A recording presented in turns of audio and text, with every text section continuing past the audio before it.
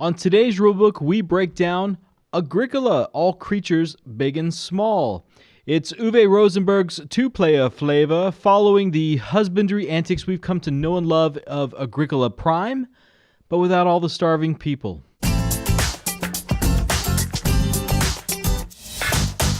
Each player gets a farm board, 9 yellow border sticks, and 3 meeple pancakes of their color. Set the main board between the players, sort the rest of the pieces, and determine who starts. At the beginning of each round, find all the little red arrows popping out of the yellow spaces and add the corresponding number of resources next to the action space. But the spaces without the protruding red arrow do not stock up on resources from round to round. The mechanics of this game are your standard worker placement fare. On your turn, place one of your pancake workers on a yellow action space and carry out the action, which is either grabbing resources or spending them to build your bucolic empire. Red arrow action spaces allow you to grab the piled up resources. The other resource spaces take goods from the bank. Some special grabby actions give more than just the stock resources. For example, here, along with the woodpile, the first player marker is also claimed. These build actions spend resources to build borders, troughs, or buildings. Unlimited action spaces let you repeat them unlimitedly. So here, each fence can be built for 1 wood each, or here the first trough is free,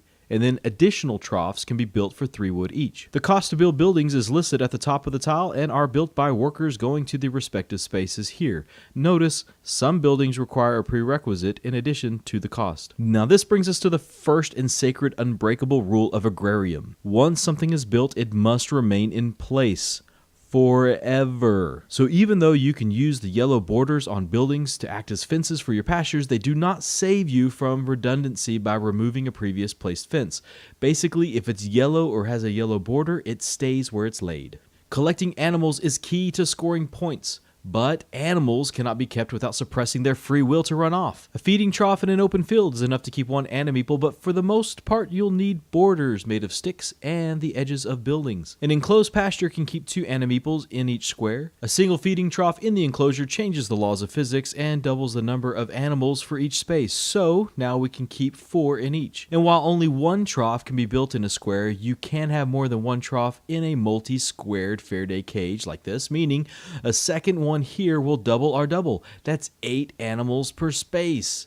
Wow. Your buildings can keep animals as well, and their housing limit is found on the bottom right of the tile, which can also be doubled when introduced to a feeding trough. Now, while you can't move buildings around, animeeples may be reorganized any time to make room. And that may be necessary because of the second unbreakity rule. Only animals of the same species may coexist within the same pasture or building. Now, after both players have placed all 3 workers, they finish their long day of work and return home for the night. Then, in the middle of the night, something magical happens.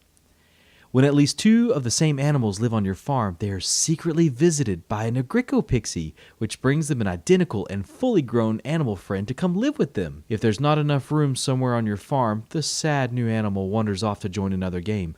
But it's important to remember the 3rd law of farms and famine. Only 1 animal of each kind may be added by the midnight pixie each round. After the farmer wakes up to possibly larger herds, refill the little arrow spaces and begin the next round. Now you may have noticed the parentheses on the action pie here. When refilling, use the primary icon when the space is empty.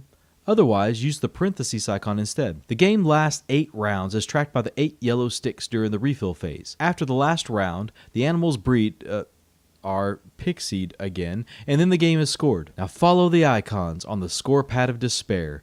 Players get 1 point for every animal on their farm. You'll also receive a bonus or penalty for the quantity of your livestock as printed on this handy dandy chart. Notice that each animal group gives a -3 points if you have not ended with more than 3 of that animal. Each extension board added to your farm is an opportunity for 4 bonus points, but only if you've used all 3 spaces of the annex. A space is used if it's part of an enclosed pasture, has a feeding trough, or a building on it. Finally, add in the gold point values on all your building tiles and calculate your final score. Highest score wins, tie going to whoever played second during the first round. Hey, go check out our playthrough of Agricola, All Creatures Big and Small on our very first date night episode, which is a new thing that we're doing here on YouTube where my wife and I are playing through some of these 2-player games or games that play very well at 2 players. We've done this for several date nights, about 5 or 6 weeks, and then when we film it, you get to be a fly on the wall to kind of see that last date with the game. We really enjoyed doing this one, so I hope you enjoy it too. It'll be dropping about a week from this video. And for all things Pub Meeple, you should check out our website, www.pubmeeple.com. That's where all the cool kids are going. You should totally go there, and we'll see you next time.